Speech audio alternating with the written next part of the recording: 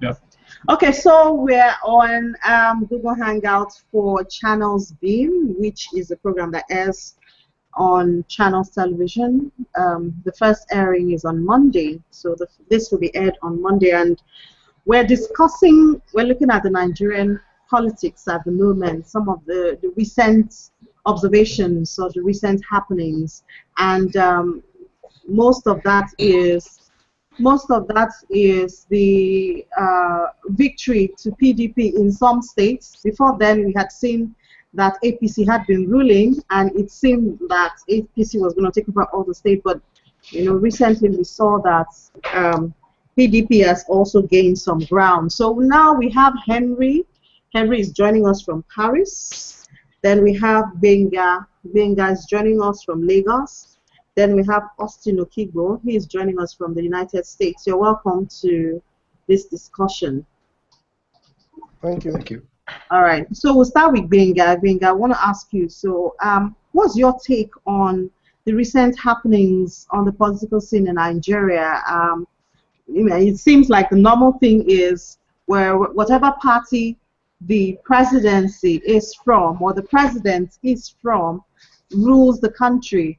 But recently we saw PDP gaining victory in the Supreme Court in Abia State, in Akwa Ibom State, and in Rivers State. What do you think is going on, Benga?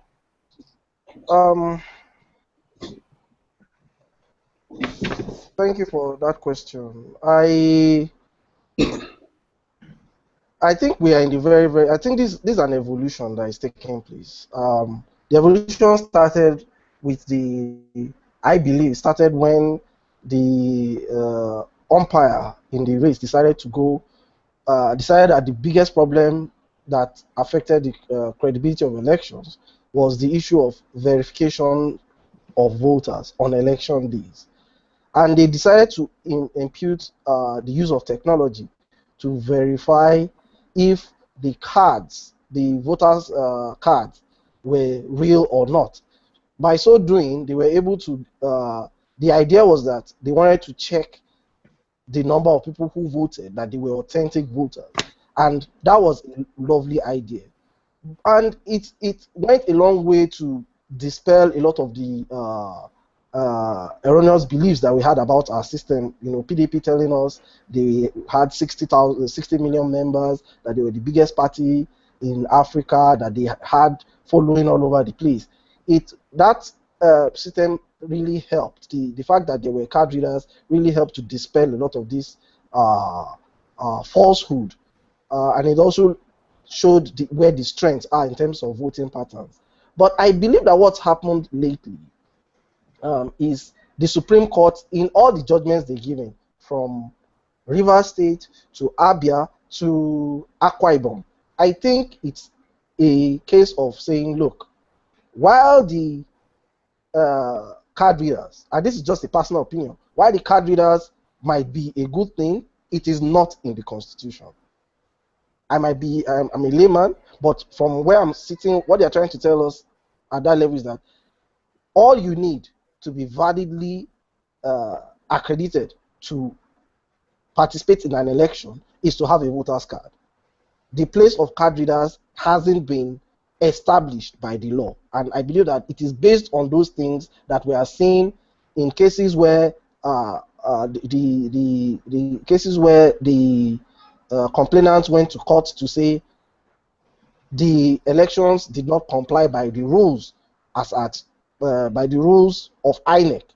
What the Supreme Court is now saying is that those rules, as it concerns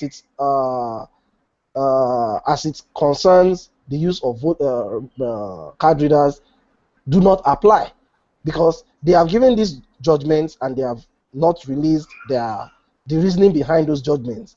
I mean, everybody can take, since it's the Supreme Court, they have the final say on these issues. So they have said that they are going to release the one for Abia, if I'm correct. No, the one for Rivers will be released on February 13th, and the one for Abia and Akwa Ibom will release on the 15th. And I believe that what we should be expecting to see is the Supreme Court saying that the place of card readers is not established by the constitution. So that is why they've agreed to go the way they went. I'm not going to, condemn the Supreme Court for taking decisions they made yet until I see those judgments, and I believe that's what's happened. Okay, Henry, do you think that this goes back to, I mean, a lot of people have applauded the fact that Nigeria used the card readers, and they say it's an improvement and it shows that we're embracing technology, is going to reduce, all those hanky-panky. But do you think that the judgment, the victory given to PDP actually says otherwise?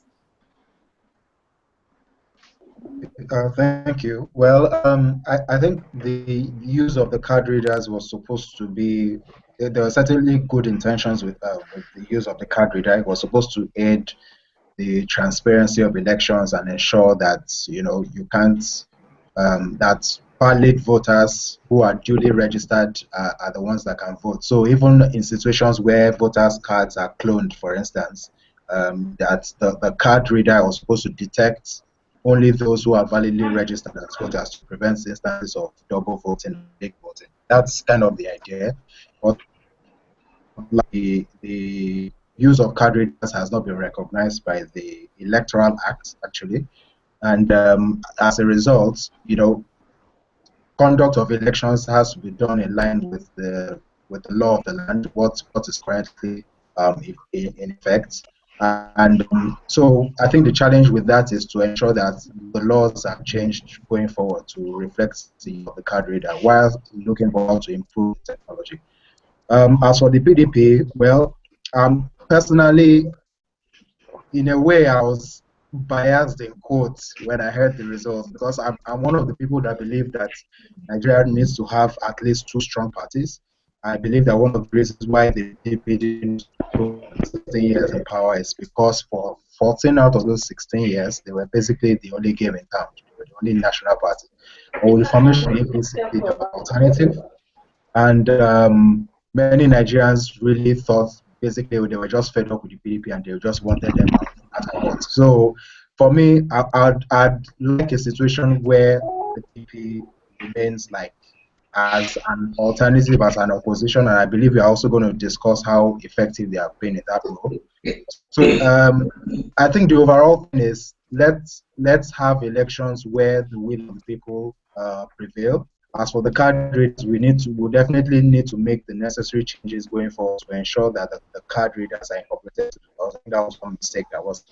Okay, so in essence, you are happy with the judgment of the Supreme Court giving victory to these states, PDP in this state? Yeah. Basically, the judgment of the Supreme Court, like Benga said, the reasons will be out, and then we can actually comment on the reasons.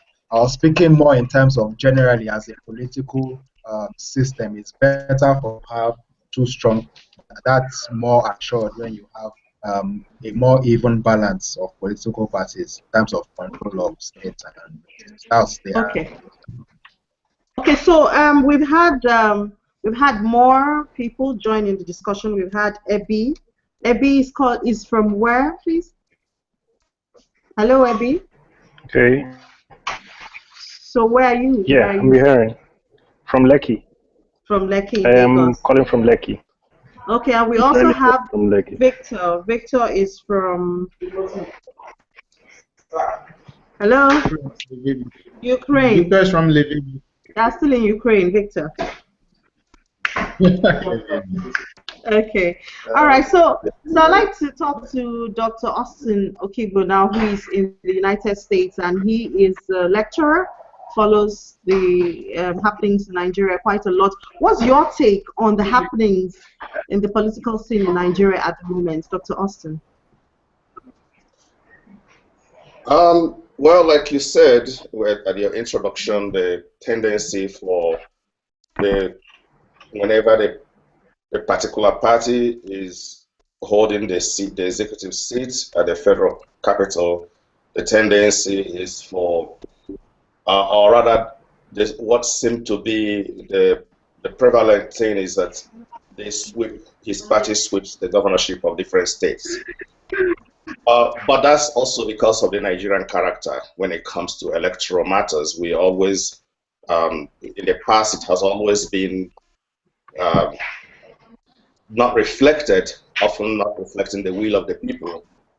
And so the emergence of an opposition party like APC, who eventually got swept into power, did not necessarily eliminate that very Nigerian character, Nigerian factor. I think there is a tendency for the incumbent party currently to also to want to control certain states that they think is very strategic. One of the impressions we've been getting here, especially looking at happenings in Nigeria from sitting as member of the Africa Security Studies, is there is still ongoing to manipulate the process. There is nothing wrong in having an opposition party controlling the executive of the various state levels if that's what the people have chosen. And my take on it is the process is a little more viable now. I think it's a little bit more credible that the Supreme Court can weigh in and make a decision that and uphold those elections. What I take from that is, at least it makes me feel a little bit more comfortable as a Nigerian in the diaspora that there is not an ultimate manipulation of the process, even the judicial process from Abuja. Now, let me revisit some of the things that both Henry and Wenge commented on whether the use of reader card is constitutional or not. First of all, the Constitution and the Electoral Law Act gave the rights to INEC to organize the election in Nigeria. And it did not say what technology should be used or not used. It is the prerogative of INEC to organize it. If in the electoral process, any of the participating parties, contesting parties, thinks that that a particular method is not constitutional, they should have challenged it in court. If they participated in that process, then they are complicit in that process. That means they have allowed it, they have accepted it as norm, as a regular practice, as legal. Now, well, let's see what. I'm surprised. One of the things that bothers me also again in our judicial system is that why a Supreme Court will issue a verdict without at the same time reading out that verdict, so that everybody will know why they made the decision and how they came about their verdict. Why do we have to wait for several weeks again for them to release it? And then that leaves us for us to keep speculating what could be the reason why and how do they arrive at their conclusion and at their verdict. But constitutionally speaking, it is the prerogative of INEC to organize the election and to use every means possible to make sure that it is fair, transparent, and free. I'm not hearing. Is there a possibility that at the point where this evidence is released, there's a contrary opinion or there's a contrary judgment? Well, this is the Supreme Court. The Supreme Court is the Supreme Court of the land, and they are the ones that interpret the law. Now, if the verdict and people start, judicial interpreters begin to revisit the judicial process and how they came about their decision, and we start reading a contradiction, then we might end up having a constitutional crisis. However, because we have had several constitutions over the years, a lot of things are still confusing and murky in the Nigerian system. These processes are viable. They are important for us. They are part of how we evolve judicially. They are part of how we evolve legally. If ever we end up with a constitutional crisis, what is going to happen is probably the Supreme Court. We might reach a point where some of these things, if the introduction of a technology in the electoral process becomes a constitutional matter, then it may have to be referred to the legislature. But constitutions don't always give you the details of everything. Constitution is more like a guideline, a pointer to how things should be done. And a particular agency or body is normally designated, as in the case of INEC, that it is their responsibility to conduct the election. If the voter machine or reader card is a problem, its resolution, the resolution of that particular electoral process, crisis of electoral process, will have to be referred to the legislator. Okay, so Victor, you are just coming in, so let me just ask you from the beginning now. What's your take on happenings in the political scene in Nigeria? So we saw APC, taking ruling in most of the states, and then surprisingly, some would say, PDP has now recorded some victories in some states. What do you think is going on? Thank you very much for the opportunity to speak again. I think, and I've always said, Nigeria is a growing democracy, and a lot of changes and metamorphosis would ensure in this growing, and I think those are what we are seeing right now. But my fear, or where I have concern, is in the courts, is in the judicial system, because when we look at all this politicking, and it got to a final stage, and the final stage is election. And after election, what goes next is the judicial process of people, stating their dissatisfaction at tribunals, and from tribunals it went to appeal court, and from appeal court it went to Supreme.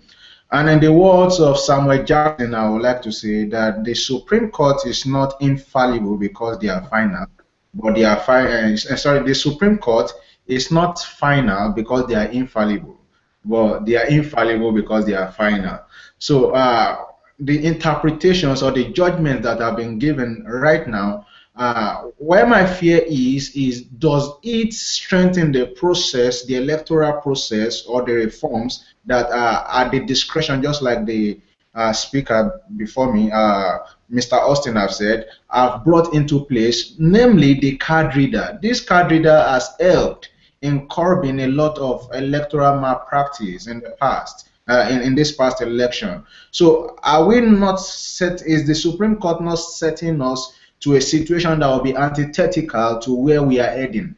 So I think that is my fear. But in terms of politics and opposition party, I think Nigeria is a developing democracy, and a lot of politicking will take place, even in the next few years, where I want to believe Nigeria needs a strong party system that can provide credible opposition and credible alternatives to Nigerians.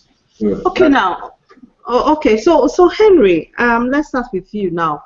Right. Looking at the role that an opposition party is supposed to play, or opposition parties are supposed to play. And then we did hear that some chieftains of PDP intend to go and form another party. Do you think the opposition parties we have now are playing their role effectively, or do we need another party, to challenge the ruling party? Well, I'll start by saying that when it comes to opposition parties, there are several, but the one everyone knows about, that it's the biggest of them all, of course, is the PDP. And for a party that was in power for so long, of course, there's always that process where you have to adjust to being in opposition. They have never been in opposition before, so I would imagine that it will be there will be a period of transition in which to learn the ropes, as it were. So one reason why I've been less critical of the PDP and more critical of the party in power, the APC, is just that very reason, because being in PDP, as being in the opposition now, I'd always expected that it would take some time for them to get together and do what they need to do. So far, they haven't made much progress with that, in my opinion. I think many of the reasons, for example, I was listening to, I can't remember who exactly made that statement. The person through the statement didn't really seem to understand that Nigerians were actually not happy with the party. But I would also say that the party in power, which is the APC, that many of the people who are in the APC now were once PDP members, and that's a fact we must not forget. What PDP needs to do right now to clean up its act is to carry out an internal referendum, which I think they are trying to do. They have a constitutional review committee which they have set up, which I heard on the news. I believe that once that Constitution Review Committee comes up with a new constitution, they will be able to carry out a process of internal restructuring. I think that restructuring has to be done first and foremost to show Nigerians that yes, we are now serious, with playing our role as an opposition party. We're providing alternative policies to the government of the day, showing Nigerians how they are going to do things better if they are allowed back in power again. So that process has started. It's been slower than I would have loved it to be, because the government of the day, I would say there are many grounds for valid criticism of the government of the day. But the PDP needs to first earn its own credibility by completing its own internal restructuring. And I think they have started that process, but they need to move much faster. Okay, so Henry, Benga, sorry. So Benga, do you think the PDP, I mean, like Henry has said, they are the leading opposition party. Are they playing their part effectively, or do we need another party to act as a major opposition party? I'm not going to speak for the PDP, but I will speak as somebody who has been in opposition and is now a part of the ruling party. The foundation of the PDP does not make it in any way, shape, or form ready to be the opposition party that we need today in Nigeria. As a member of the ruling party, I believe we need a strong opposition that will keep us in check.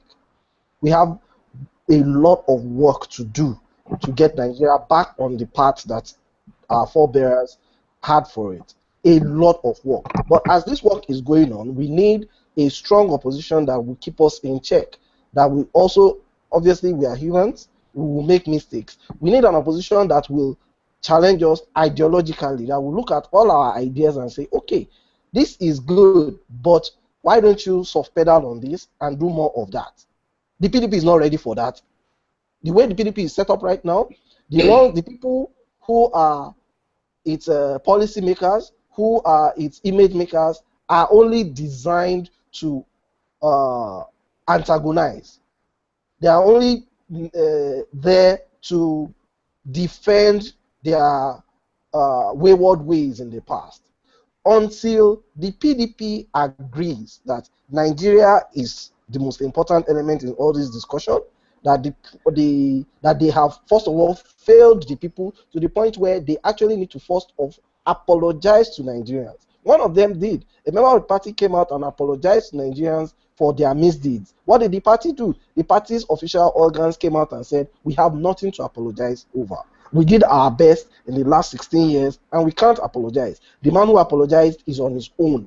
It just shows that the party is not ready to, first of all, accept that it has made mistakes, and without doing that, it means that they will continue to antagonize whatever ideas, whatever things are on the table. So in a nutshell, is PDP the opposition party that Nigeria needs? Absolutely not. That party needs to, the party that we need to be in opposition is one that understands the issues, is ready to sacrifice, to go through the many of the steps that the APC went through. That is coming together on the basis of an idea and start tackling the issues as people who want progress, not as people who want to defend the looting and destructions that they perpetuated in the last 16 years. That is what I think Nigerians need, and PDP is not that party. Thank you so much. Now, Dr. Okigbo, what should be the role of an opposition party? What are they supposed to do that the PDP and other opposition parties in Nigeria are not doing? Well, opposition party is not necessarily an antagonistic party. That's one of the mistakes we make in our own party politics in Nigeria and on the continent in general. It's a little bit of something that we have also noticed in the United States of recent. But the current Speaker of the House, Paul Ryan, called on the conservative part of the U.S. Republican Party to be careful that you don't just oppose by refusing to do anything. So to be an opposition party is not to be antagonistic. I listened recently to Bruce, who is in the Senate, Mr. Bruce who said, who said, I will always, to be in the opposition doesn't mean to condemn everything that the ruling party has done. I will always condemn them when I think they have not done things right, but I will also commend them when they have done something right, and which showed a political gentleman when at least he acknowledged some of the things that the current president is doing well. Now, if I take it from there, an opposition party is supposed to offer alternatives, ideas to the ruling party. They are not supposed to just condemn everything a ruling party is doing for the sake of, in the name of opposition. If I were, let me take this a little bit again from the angle of governorship.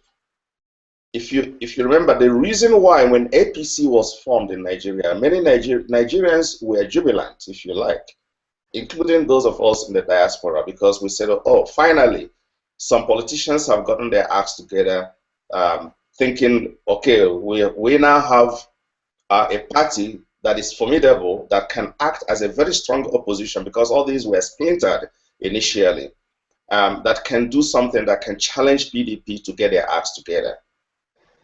Now, that said, some of us were a little disappointed when APC, because part of the reason why many of us were very encouraged with the emergence of APC, because we saw some governors who were part of the APC party, like Fashola of Lagos or Mishola of Osun State, and a number of them who were doing very well. And we thought any of these young men could possibly come up and do something and bring some change in the country. I personally was disappointed when an old man like Buhari was put in power to come and be the flag bearer of APC.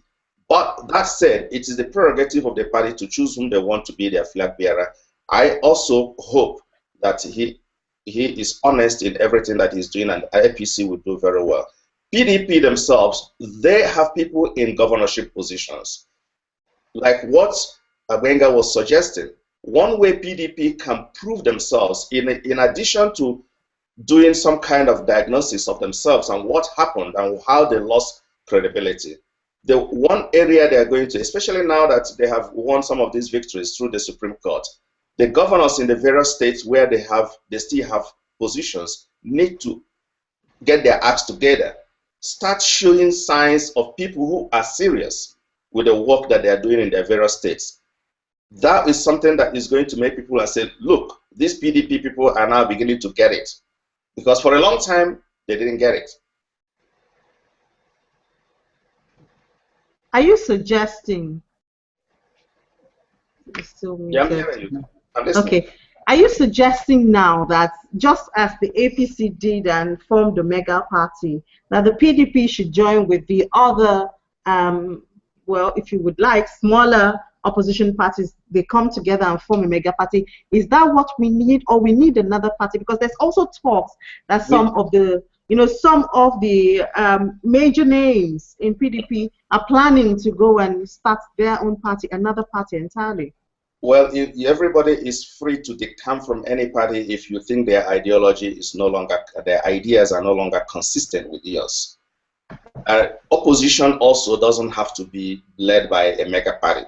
Opposition can also be led by an alliance on the legislative front of a splinter of different parties. If you have some ideas that are consistent, that's why when you have a parliamentary system, for instance, sometimes a prime minister's party may not win enough substantive majority to be able to rule, but then they will enter into alliance with other parties. Opposition party, where you have multi-party system, doesn't necessarily have to be by a mega party. You can have a mega party, you can also have smaller parties. In certain legislative issues, in certain governmental issues where your ideas align, you can come together and work together. If it does not, if you are in opposition, if you are all together in opposition to the ruling party, if somebody wants to decamp from PDP, they have the right to do so. And they can do so and form a new party that has a new agenda that they can offer to the Nigerian people. What is more important, like we have identified from the very beginning, we are still in an emerging democratic process. And any of these things, as long as nobody is meddling with it, the judicial process is not meddling with it, the executive is not meddling with it, let it, all these are viable processes that will help us develop.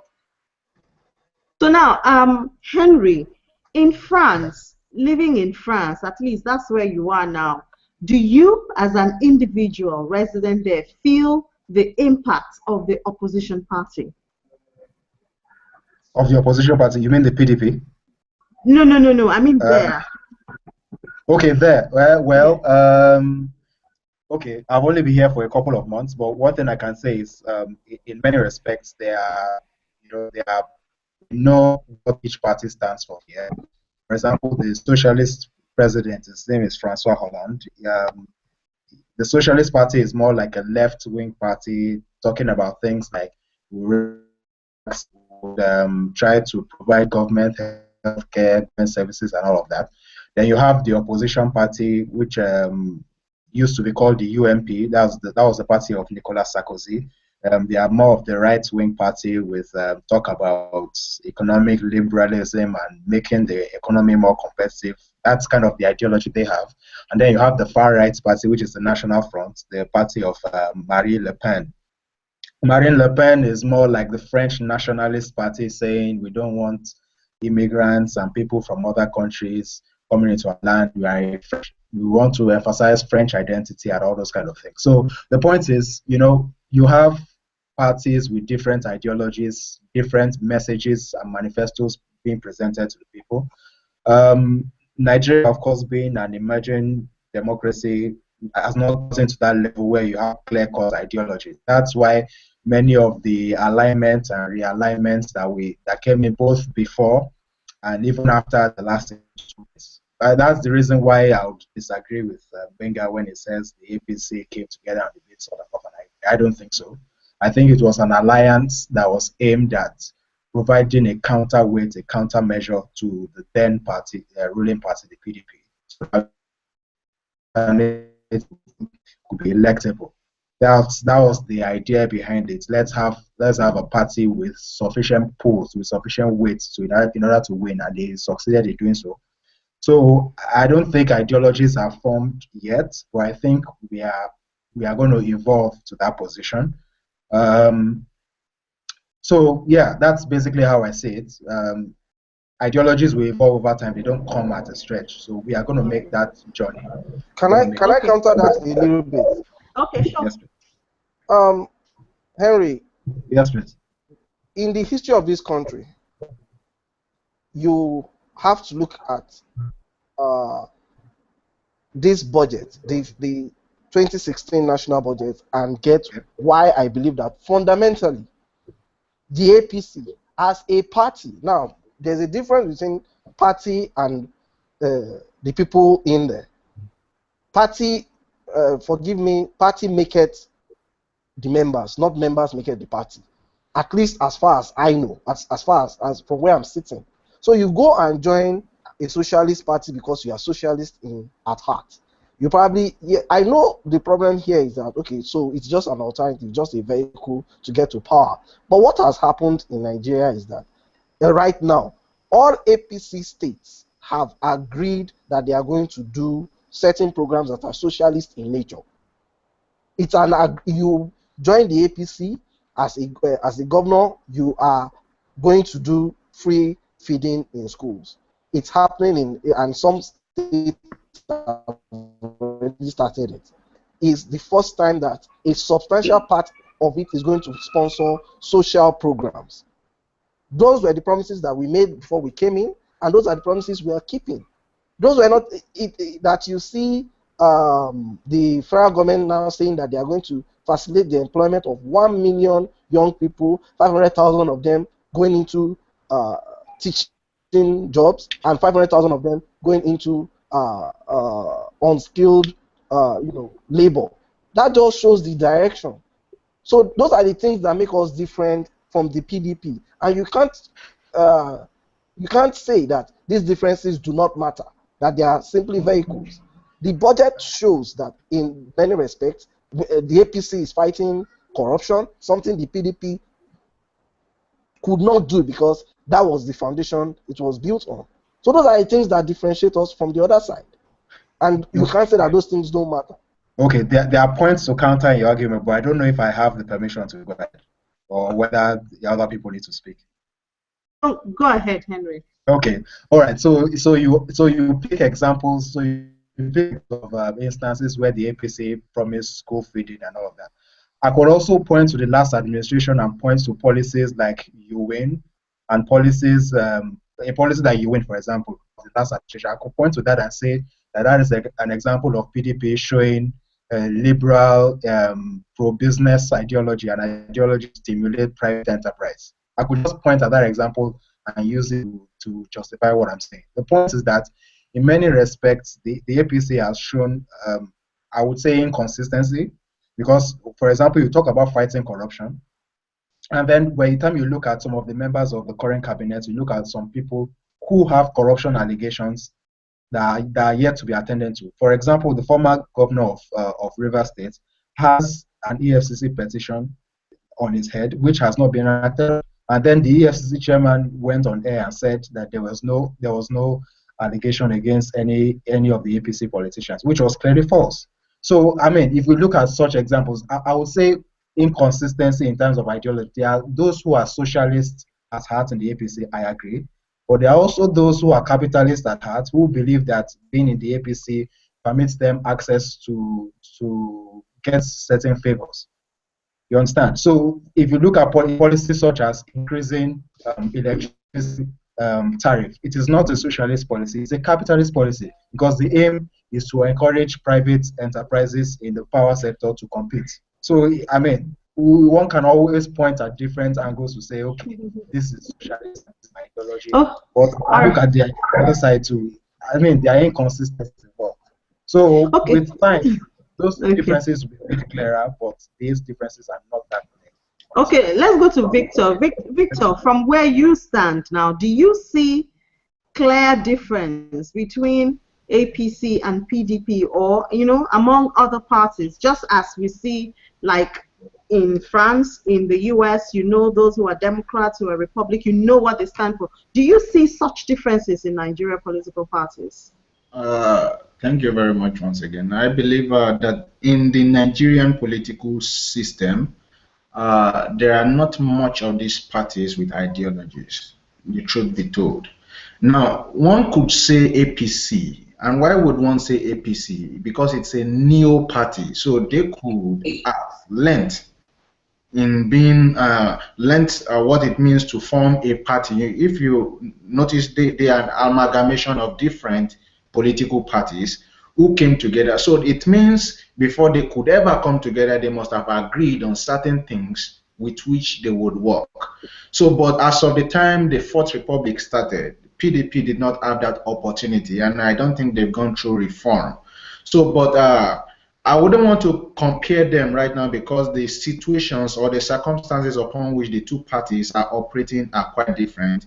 One came in on a platter of gold, and one comes in trying to restore sanity before they can even work. So even if they have ideologies, you necessarily cannot see them even in the space of these 4 years, because it's easy to build on a foundation that is, but it's different when you have to uproot a foundation, plant a foundation. You see, the times of destruction will not necessarily show your architectural skills. So I think I would not want to comment on the ideological difference between APC and the PDP, because that of the APC I can't see yet.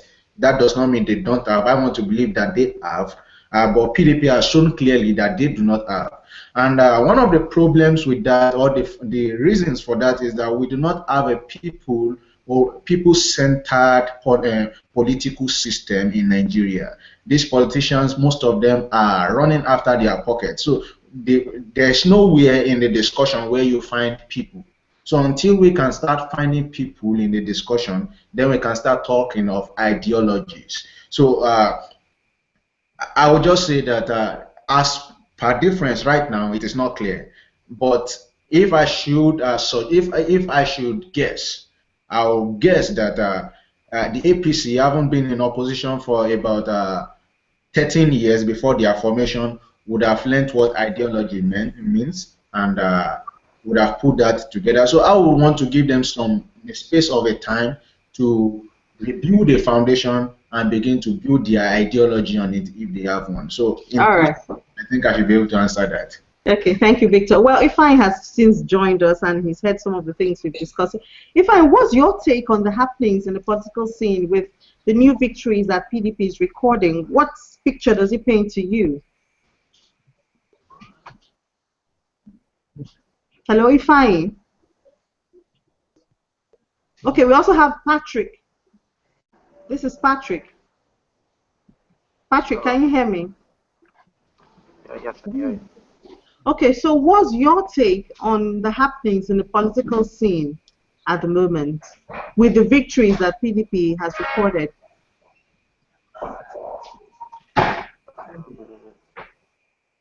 Hello? I can hear you, Patrick. Okay. Patrick is gone. Is he fine there? I would like to make a comment about opposition politics. Okay. So, like I said earlier, that the problem we have basically is that we do not have a people-centered political system. That is why you cannot see a viable opposition system, opposition politics in Nigeria. Like the Mr. Austin said, having opposition politics does not have to do with having a very strong one opposition party. It could be a plethora of opposition parties who are strongly binded by an ideology, and they will push this in form of an alliance. But the problem is there is no ideology, number one. Look at, for example, and it's not people-centered. I want to make an example of the Nigerian Student Association here. I was privileged to be the president of the Nigerian Student Association in Ukraine. But in my city here, Lviv, there was an election held last week. And immediately after the election, I hosted the two candidates. And right there in that place, because of an ideology, number one, and a people-centered politics that we are retraining ourselves and we are coming back to Nigeria to play, immediately the one who lost submit he gave a list of his ideas and the things he wanted to achieve in office if he had won, and he gave that man, the winner, the list. And I was so impressed, and I'm glad to announce to Nigeria that if this set of people come back, even if they are in opposition, they will lead an ideology-based opposition, and that is what we are talking about. It's not just about criticism; it's about helping the state achieve what it needs to achieve for the good of the common man in that country. PDP should answer that question. Can they do that? Okay, Ifeanyi, are you here now? Okay, Ifeanyi is not here. So we'll just have last words, from all of you. Let's start from Henry. Henry, what's your last word? How do we move forward in just a sentence, please? Okay, well, PDP needs, like I said earlier, needs to continue its internal restructuring, and like like Mr. Austin also rightly said, the governors also need to show evidence of performance at the state level. I think that will help boost their credibility if they want to try to make another bid at power, say 2019 or other subsequent elections. So another thing they can try to do as well is to try to have an ideological narrative going forward. I personally am more of a right-wing person. I believe markets are better suited to making decisions than the government. So I would advise the PDP to go along that line. Let's have a clear distinction between both parties going forward. And I believe that. Okay, all right. Okay, one sentence, Benga, what's the way forward for opposition parties, not just PDP?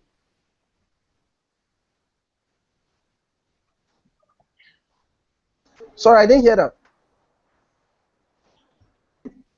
in one sentence, what's the way forward for opposition parties in Nigeria? Not just the PDP now. Okay, so opposition parties in Nigeria have to, first of all, understand that it's about Nigeria. It's not about their egos.